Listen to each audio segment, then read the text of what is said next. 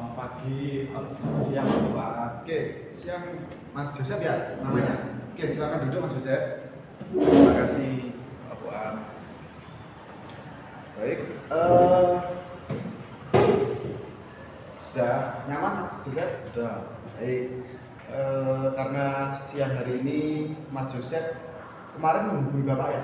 Ya, kemarin saya menghubungi Bapak melalui WA. Nah, melalui WA untuk hari ini konseling gitu ya? Betul. Oke, saya pengen tahu dulu sih namanya Mas Joseph, terus dari mana asalnya, kemana, kelas berapa gitu ya? Boleh? Boleh, silakan diceritakan. Oke, sebelumnya mungkin ini pertemuan saya pertama kali dengan Pak Fuad sebagai konselor. Saya izin menceritakan diri saya namanya Joseph Ardi. Baik. Saya berasal dari Lawang, Bapak tahu Lawang? Oh, Lawang, Utara, Malang Utara itu ya? Oh ya. Kabupaten Malang. Di saat ini saya duduk di kelas 10. Saya di sini kesel dari keluarga ya pas-pasan. Maksudnya pas-pasan di sini itu ketika pas ada kebutuhan ya pas juga butuhnya. Terus lagi ayah saya itu backgroundnya itu wira swasta. Ya. Untuk wira swastanya sendiri itu kadang kalau sekarang itu project. Nah, ibu saya itu ibu rumah tangga di rumah. Saya memiliki satu adik. Untuk saat ini masih kelas 5 kalau nggak tahu SD. Setelah saya itu. Ya. Nah, saya sekolahnya itu di ya sekolah saat ini Ya. kan Pak Fuad kan baru ya di sekolah Ya. ini. Ya sampai 6 ini ya berarti ya? Nah, ketika itu saya nggak punya kakak, cuma saya dan adik saya. Lalu untuk setiap harinya saya ke sekolah itu diantar sama ayah. Nah, setelah itu kuliahnya saya juga dijemput. Dan ketika saya di kelas ya fine-fine aja sebenarnya. Cuma ada sedikit benar-benar yang ingin saya ceritakan kepada Bapak. Makanya kemarin kan saya sebenarnya yakin nggak yakin untuk menghubungi Bapak karena kan kayak kurang etis gitu loh Pak. Menurut saya ketika menghubungi guru di jam istirahat, ketika di luar jam sekolah, terus saya ingin bertemu pastinya kan profil singkat dari saya tadi seperti itu Pak. Oke, baik, saya tangkap. Jadi Mas Joseph ini ya anak pertama ya di keluarga. Oke, jadi disampaikan juga latar belakang keluarganya seperti apa, terus kondisi ketika ke sekolah itu seperti apa, diantar ya sama ayahnya. Itu. Terus biasanya itu tadi dari mana tadi? Sebelum menemui saya tadi. Ini tadi saya sebenarnya dari kantin ingin membeli kue terlebih dahulu, tapi saya ingat ketika ada janji dengan Bapak. Jadi saya langsung berlari Ketika ke BK minum. jadi sebelumnya sudah pernah konseling nggak? Untuk sebelumnya saya baru pernah dengar istilah konseling ini di SMA. Maksudnya istilah BK itu di SMA. Ya. Karena sebelumnya sewaktu SD atau di SMP itu memang ada BK, cuma menurut saya kira apa itu BK? Jadi enggak apa terlalu dalam. Saya tahunya lebih dalam itu ya ketika saya SMA ini. Padahal baru masuk ya. Ya baru masuk. Gimana kesannya perpindahan dari jenjang SMP ke SMA? Gimana kesannya, Mas Joseph? Kesannya sebenarnya banyak sekali kesannya ketika dari SMP ke SMA ini. Yang pertama SMA itu jujur bisa bawa HP karena kan kalau SMP kan nggak bisa bawa HP kan. Ya. Untuk di SMA saya boleh bawa HP, terus lebih bisa ekspresif ketika main HP. Nah, untuk teman-temannya sendiri ya oke lah. Jadi ini yang di pertengahan semester ya, Mas Joseph ya. Gimana perasaannya di sekolah yang baru, terus berkenalan dengan teman-teman yang baru seperti apa? Untuk teman-teman baru itu sebetulnya saya agak membutuhkan waktu karena jujur saya pribadi itu orangnya pemalu dan untuk untuk mengajak ngobrol teman-teman itu pun harus menunggu jeda waktu terlebih dahulu, kurang lebih antara 1 minggu atau 2 minggu, bahkan 3 minggu setelahnya baru bisa. Baru bisa. Kayak butuh adaptasi dan membuka obrolan, tapi itu agak lama ya. Dari awal emang saya belum sih. Apa mungkin ada kaitannya dengan saya anak tunggal, terus itu kan baru muncul adik, tapi kecil. Oh gitu, baik. Sudah ya, Mas Yusuf sudah menyampaikan banyak hal terkait dengan kepribadian juga, latar belakang keluarganya. Jadi saya juga sedikit berkenalan lebih jauh dengan Mas Yusuf. Ya, saya senang mengenal Mas Yusuf seperti itu, karena juga sudah berani juga menghubungi Bapak untuk konseling hari ini. Jadi baik, kita mulai sesi konseling kita. Jadi sebelum itu perlu diketahui bahwasanya dalam proses konseling itu kami sebagai guru BK itu menerapkan asas kerahasiaan. Jadi semua yang akan disampaikan Mas Yusuf nanti itu akan kami simpan, tidak akan kami keluarkan kepada siapapun, tidak kami sampaikan kepada siapapun, karena yang menjadi data ya hanya saya sendiri. Bahkan guru BK yang lain pun tidak tahu permasalahan dari Mas Yusuf nanti seperti itu. Terus kita juga batasi waktunya ya, biar kita lebih kondusif. Jadi hari ini kita batasi dalam waktu sekitar 30-45 menit. Bagaimana? Sudah cukup? Cukup. Oke. Baik, nanti langsung saja Mas Yusuf menyampaikan apa yang menjadi permasalahannya dan menjadi keinginan Mas Yusuf kedepannya seperti apa, terus pesan-pesannya seperti apa ketika ketemu saya, gitu ya. Nah setelah itu silakan disampaikan juga apapun yang menjadi permasalahannya Mas Yusuf, sehingga berkeinginan untuk menemui Bapak di sini disampaikan, tidak usah malu-malu, supaya kita itu jelas tujuannya. Jadi jangan disimpan, kalau disimpan nanti tetap ada yang mengganjal seperti itu. Nah, seperti itu paham Mas Yusuf? Sejauh ini saya paham. Baik, nanti untuk prosedur konselingnya, teknik-teknik seperti apa nanti kita mengalir aja. Nah, kita awali dengan apa sih yang menjadi motivasi Mas Yusuf untuk datang ke sini, terus permasalahan apa yang akan Mas Yusuf bahas dengan Pak Fuad. Silakan disampaikan. Saya ingin menemui Pak Fuad itu ingin menyampaikan beberapa hal. Ini terkait tentang permasalahan saya. Ya, jadi kan saya di awal itu menyampaikan bahwa saya introvert ya. Ya. Saya itu membutuhkan waktu untuk adaptasi dan berkenalan dengan teman-teman. Nah, ketika semisal adaptasi itu hasil saya kan pasti merasa bangga ataupun senang diterima di teman-teman. Tetapi dalam saya pribadi itu merasakan dalam 3 minggu ini kok nggak bisa akrab-akrab dengan teman-teman. Terus saya mulai apa ya, mungkin tanggapannya teman-teman ke saya itu kayak anak ini kan belum kumpul sama kantornya, maksudnya nggak mau kumpul sama temannya. Dan saya kalau di kelas ataupun istirahat ataupun jam kosong itu lebih sering main HP, karena saya jujur belum mau berteman atau mengawal ini seperti apa. Ya. Nah, terus dan juga kepikiran bahwasanya obrolan atau tanggapannya teman-teman ke saya itu kayak gimana gitu. Jadi ya mungkin itu tanggapannya teman-teman, terus saya sendiri ya menganggap bahwasanya teman-teman itu melihat saya itu sebagai pribadi yang lain. Karena dari yang Mas Yusuf bilang introvert tadi, ya, akhirnya teman-teman yang lain itu merasa bahwasanya ini beda gitu, teman itu beda dengan teman-temannya gitu. Padahal itu kan ya memang masih belum akrab aja gitu. Ya. Terus setelah itu? Nah setelah itu saya mulai beranggapan bahwasanya teman-teman ini apa ya, kepada saya itu kayak merasa dikucilkan atau teman-teman ini merasa mengucilkan saya. Tapi yang saya jelas dengan melihat respon teman-teman kan pasti sudah tahu Pak ya, bahwasanya saya itu sepertinya nggak diterima di kelompok ini. Di kelas itu ya? Ya di kelas. Dari apa yang mungkin sifat atau pribadi saya yang seperti ini mengakibatkan saya itu tidak memiliki teman di kelas dan bisa dikatakan nggak mau diajak berteman kayak gitu.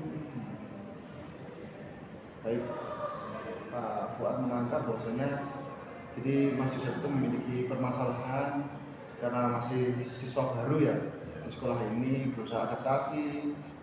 Tapi memang kepribadian Mas Yusuf itu sulit ya ketika beradaptasi dengan orang baru gitu. Akhirnya berusaha sendiri dulu, masuk ke kelompok teman itu masih berusaha untuk gimana ya, pelan-pelan gitu Pak, Mas Yusuf ya. Oke. Nah, setelah itu bagaimana respon apa yang dikeluarkan sama teman-teman Mas Joseph ketika Mas Joseph itu ya jarang seperti itu, selain dari tadi kan itu seperti anggapan ya. Nah, kalau yang nyatanya seperti apa? Untuk yang nyatanya sendiri itu kan contoh ini Pak, ketika di kelas ya saya jam kosong ataupun saya main HP dan ketika saya mau ngajak ngobrol itu teman-teman itu kayak kelirikan matanya ataupun kok saya kayak gitu loh Pak. Jadinya kayak saya ini apa yang salah dari guru, maksudnya entah aku yang salah atau guru yang salah, saya jujur gitu. Nah dari situ terus ketika ada diskusi kelompok, katakanlah diskusi kelompok 3 atau 4 orang, nah 3 orang ini kayak asik sendiri gitu loh Pak. Dan sedangkan saya ya cuma main HP sendiri, mengerjakan tugas kelompoknya secara sendiri. Itu yang sejauh ini yang saya tangkap dari responnya teman-teman seperti itu. Oke.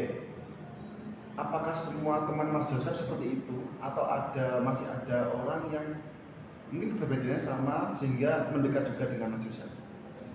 Mungkin ada beberapa teman-teman yang hampir sama kayak gitu, tapi ada satu teman, tiga teman sebenarnya.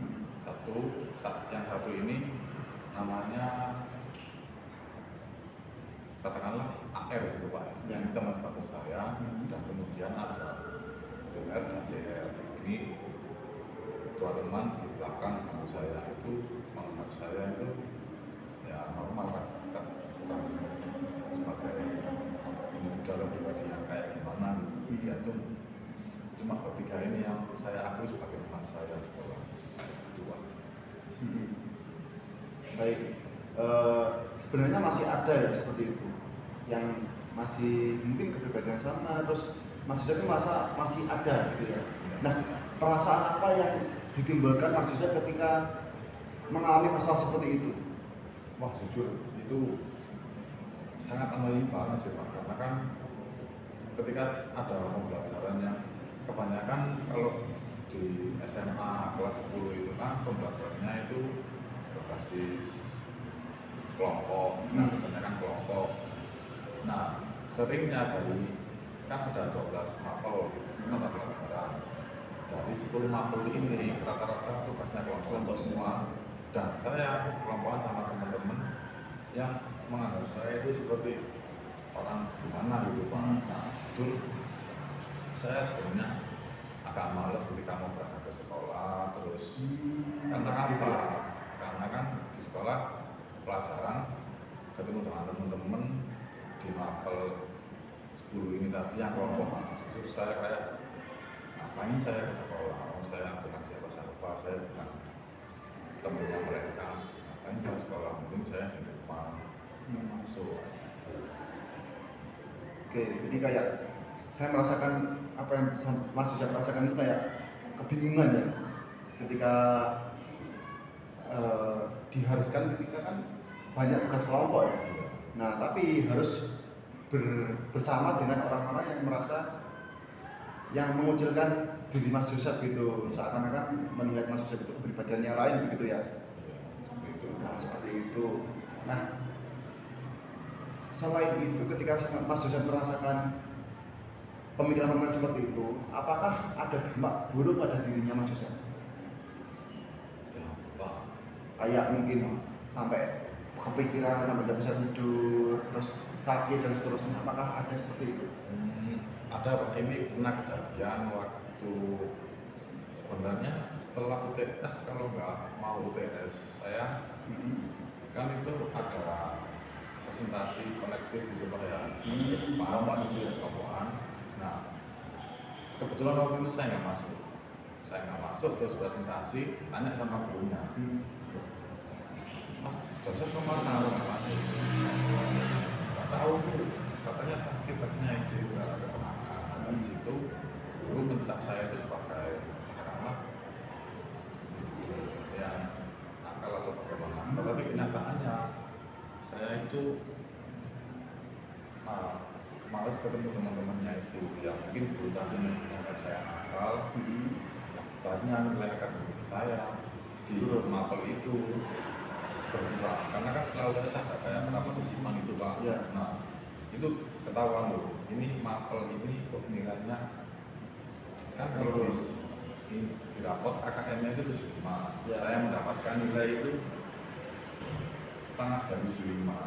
Jujur saya heran, mau saya cari gurunya tapi saat ini belum sempat. Akibatnya ya nilai akademik, nilai pelajaran saya sih Pak turun. Selain itu ada lagi? Selain nilai akademik yang turun, saya juga lambat laun saya merasa nggak dihargai sama teman itu. Karena saya ingin, saya berusaha untuk mendekatkan diri pada teman-teman, tapi ya itu tadi saya membutuhkan waktu.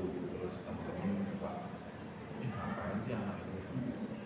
Anggapannya teman-teman kelas itu seperti itu Pak, terutama pada teman-teman yang saya sampaikan tadi, sebagian atau kebanyakan siswa kayak gitu.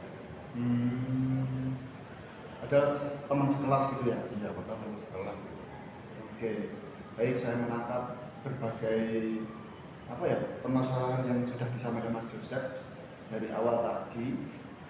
Oke, kita karena hari ini konseling ya, apakah ya mungkin ini kayak menebak-nebak gitu, apa yang ingin Mas Joseph capai ketika bertemu saya nanti? Nah, ketika nanti setelah bertemu saya hari ini, apa yang ingin Mas Joseph inginkan nanti ketika keluar dari konseling ini? Yang saya inginkan ketika Berakhirnya konseling ini, saya ingin lagi memperbaiki pertemanan saya dengan teman-teman, dan juga nilai akademik saya yang kurang itu tadi. Itu semua penyebabnya dari saya sendiri. Memang saya ingin menjalinnya itu adaptasi dengan teman-teman itu lebih cepat lagi. Saya ingin memperbaiki nilai akademik, dan juga saya ingin membina hubungan baik dengan teman itu dalam suatu kelas. Dan saya ingin memperbaiki sifat saya yang tadi saya sampaikan di awal, kan introvert Pak ya. Nah, saya ingin pelan-pelan untuk menghilangkan introvert saya itu. Barangkali entah menjadi ekstrovert ataupun ambivert seperti itu. Oke, baik, Pak Fuad menangkap keinginan Mas Joseph, karena hari ini setelah saya melihat apa yang menjadi permasalahannya Mas Joseph tadi, saya memperinci bahwasanya saya akan memberikan sebuah teknik konseling kepada Mas Joseph untuk menyelesaikan permasalahan Mas Joseph. Apakah bersedia? Bersedia Pak, kalau itu menunjukkan keberhasilan saya bisa merubah diri saya menjadi lebih baik, saya pastinya mau. Baik, karena Mas Joseph tadi menyampaikan bahwasanya ada pikiran-pikiran yang Mas Joseph itu menilai diri sendiri gitu. Jadi Mas Joseph itu seakan-akan berpikiran negatif terkait dengan dirinya sendiri. Nah, hal itu akan kita rubah hari ini. Bersedia? Bersedia. Baik. Nah, jadi kita akan melaksanakan konseling namanya RIBT, konseling rasional alternatif behavior. Nah, hal ini akan menggali perasaan-perasaan dari Mas Joseph tadi, dari pertemanan Mas Joseph kayak tadi siswa baru, terus berusaha beradaptasi, tapi kepribadian Mas Joseph itu sulit beradaptasi dengan cepat gitu, pelan-pelan. Nah, akhirnya berdampak pada beberapa aktivitas tadi. dan berprestasi juga kan sampai segitu kan. Nah, baik, kita akan masuk pada tahapan tekniknya. Nah, silakan diikuti prosedur saya, Mas Joseph. Silakan setelah ini ikuti instruksi saya. Nah, kita mulai dari, silakan disampaikan kepada saya bahwasanya kita perinci dulu. Nah, apa yang sejauh ini Mas Joseph setelah kan kejadian tadi, apa hal-hal yang mempengaruhi, contohnya kayak tadi prestasi menurun. Terus apakah ada hal lain? Kita kumpulkan dulu yang menjadi dampak tadi, dampak dari permasalahan Mas Joseph tadi, kita kumpulkan dulu. Bisa? Bisa. Oke, silakan. Seperti nilai menurun tadi, khususnya silakan disampaikan lagi. Kita ulik bersama-sama, Mas Joseph sambil mengulangi lagi. Oke, baik. Saya coba Pak. Yang sebenarnya apa yang dampak-dampak dari masalah saya tadi itu, tadi kan sempat saya ucapkan nilai menurun, terus ya ini mungkin perspektif dulu pada saya. Kan kalau kita di kelas itu anaknya diem aja, terus itu yang kedua, perspektif dulu pada saya itu agak gimana gitu kan. Terus yang ketiga, ketika dengan teman kelas yang lain, kan saya kan juga punya teman dari sekolah SMP asal. Nah, itu hampir sama dengan teman satu kelas ini, ya nggak pasti kenal, nggak pasti akrab kayak gitu. Itu dampak yang ketiga. Lalu dampak yang keempat, saya merasa seperti tidak memiliki siapa-siapa di kelas. Jadi ya saya dalam kelas, saya merasa kayak nggak dianggap lah sama teman-teman. Jadinya saya itu merasakan dampak itu yang dampak yang biasanya dari permasalahan saya itu yang keempat tadi, yang keempat. Dan untuk yang kelima, yang ketiga, menjadi lagi sejauh ini 4 dampak itu sih Pak yang saya rasakan sejauh ini. Oke, kita perinci lagi ya. Jadi tadi yang pertama adalah nilai menurun, terus perspektif guru terkait dengan kepribadian Mas Joseph. Yang ketiga tadi apa? Yang ketiga tadi saya merasa kayak apa? Gambar? Ya teman sekelas itu kayak kenal ada batasnya. Maksudnya kenalnya itu ya sewajarnya, jangan terlalu kenal lebih dekat.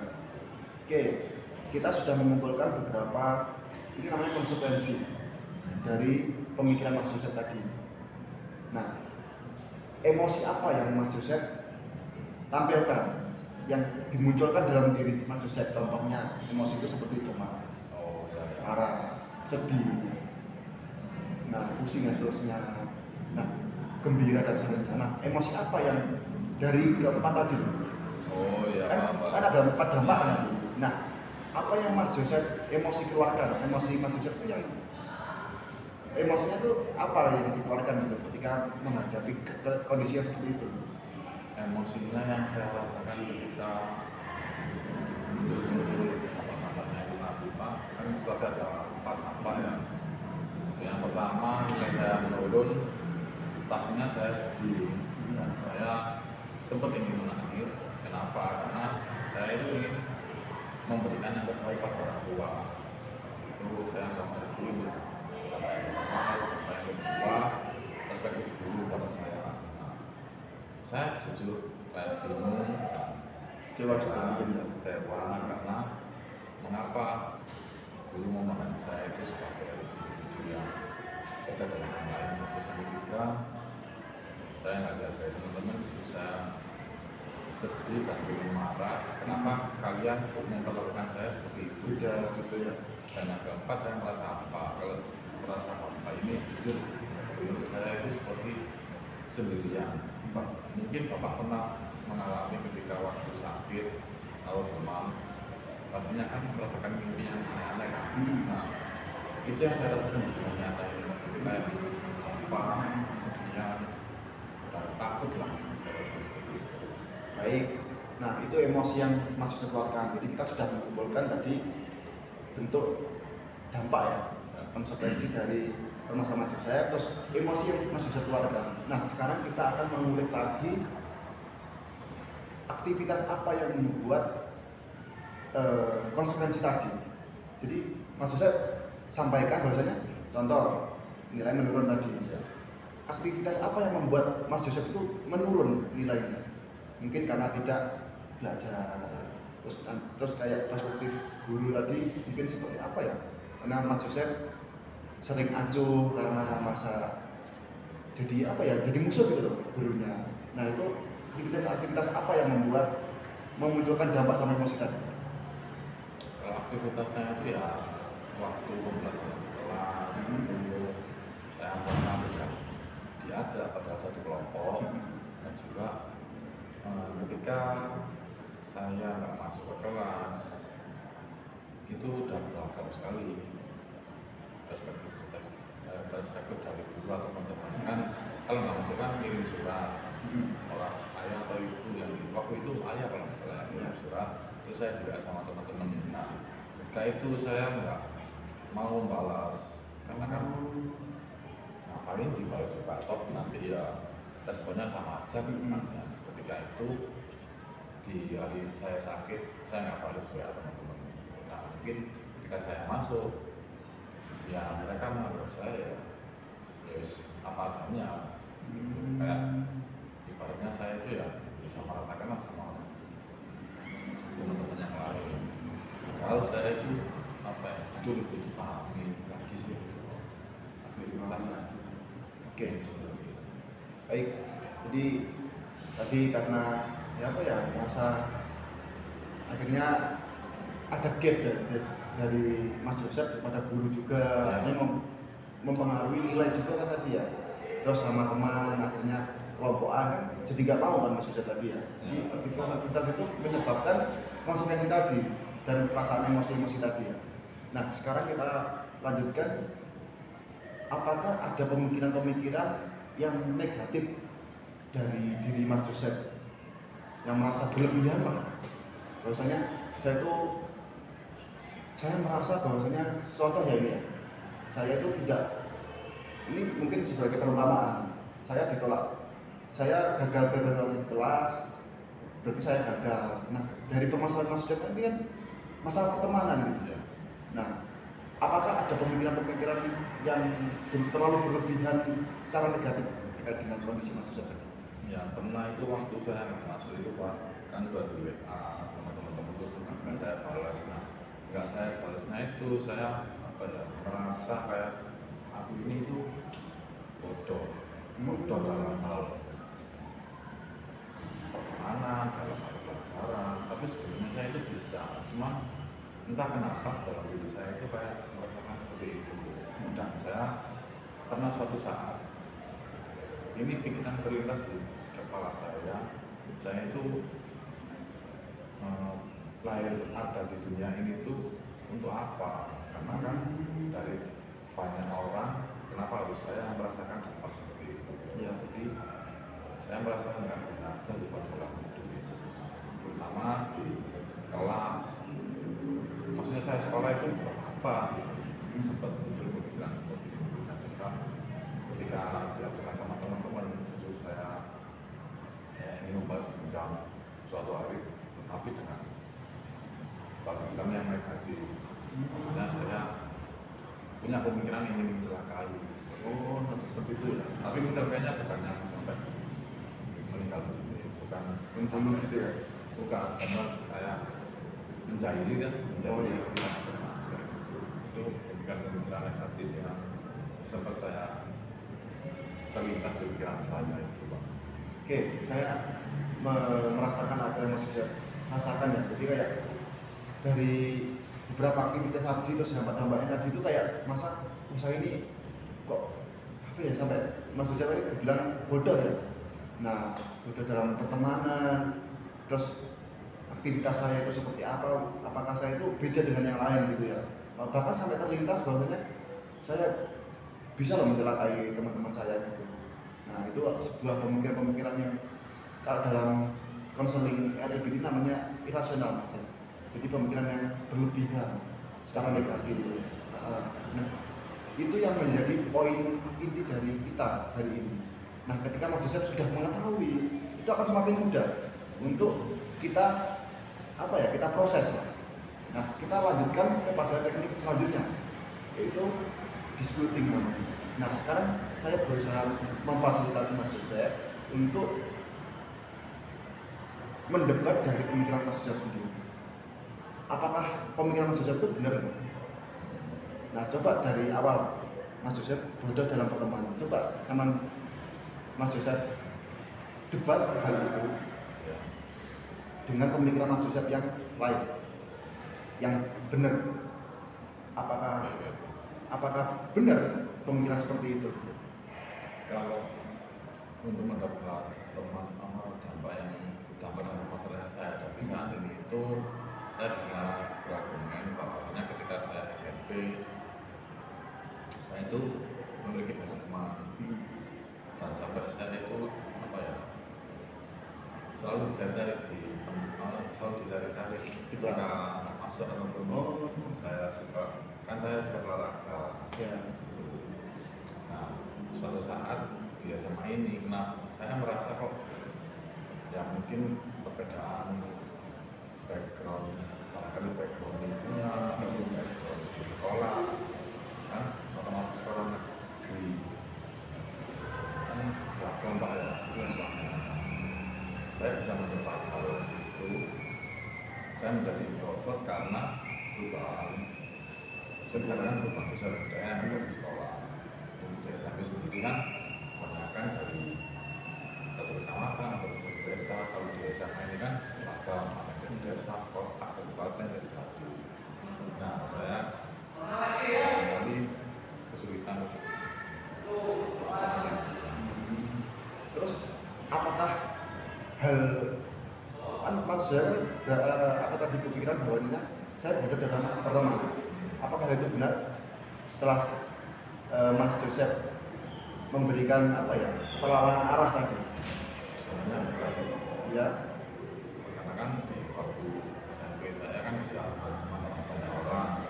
Ketika saat ini itu baru merasa muncul pemikiran seperti tadi yang mencap diri saya itu sebagai orang yang bodoh. Padahal kenyataannya ya saya sebenarnya bisa, cuman butuh waktu dan proses. Butuh waktu kan akhirnya ya. Bukan, jadi kan tidak semerta-merta Mas Joseph itu merasa bodoh gitu ya. Jadi memang butuh waktu saja untuk beradaptasi dengan teman gitu ya. Oke, terus tentang stigma negatif dari guru. Stigma negatif dari guru ya, untuk stigma dari guru ini saya bisa mendebat ketika saya memasuki jam pelajaran berikutnya. Ya. Saya akan menanyakan tentang itu, apakah ada nilai atau tugas yang kurang dari pelajaran beliau. Nanti saya akan berusaha mengajar kebenaran itu, karena kalau di sekolah mengajar nilai itu batasannya sampai akhir semester. Saat ini kan masih tengah semester, tapi waktunya itu masih panjang. Ya. Baik, karena sudah disampaikan Mas Joseph bahwasanya jadi Mas Joseph itu bisa mendebat ternyata ya, pemikiran-pemikiran yang tidak baik, itu pemikiran irasional dari Mas Joseph sendiri tadi, itu ternyata bisa bahwasanya ini loh, saya itu ternyata tidak seperti ini gitu ya. Nah, sekarang kita lanjutkan bahwasanya setelah Mas Joseph mengetahui ternyata pemikiran saya itu ternyata tidak sepenuhnya benar. Nah, apa pemikiran baru yang akan Mas Joseph lakukan untuk depannya? Untuk pemikiran yang baru, saya akan mencoba memperbaiki stigma-stigma yang buruk pada saya. Saya akan mencoba menghilangkan itu untuk stay berpikir positif, karena apa yang saya lakukan itu pasti dari yang teman-teman lakukan itu akan saya lakukan berdasarkan respon. Maksudnya ketika teman-teman memberikan tadi perlakuan yang tidak enak, terus saya harus menyikapinya dengan respon seperti apa? Apakah harus respon menerima atau menolak? Terus uang menolak tadi itu tadi Pak, memunculkan pemikiran-pemikiran yang buruk. Nah, untuk respon positifnya saya akan mencoba mengulas kembali apa yang saya lakukan ketika SMP, nanti saya ingin terapkan di SMA. Oke, kalau yang stigma guru, Stigma sehingga mempengaruhi nilai masuk tadi. Untuk stigma guru mungkin saya akan meminta maaf kepada guru terlebih dahulu. Saya menyampaikan keadaan saya, tanyakan kalau guru itu kan mau mendapatkan guru besar dulu ya, agar saya itu bisa lebih kenal guru.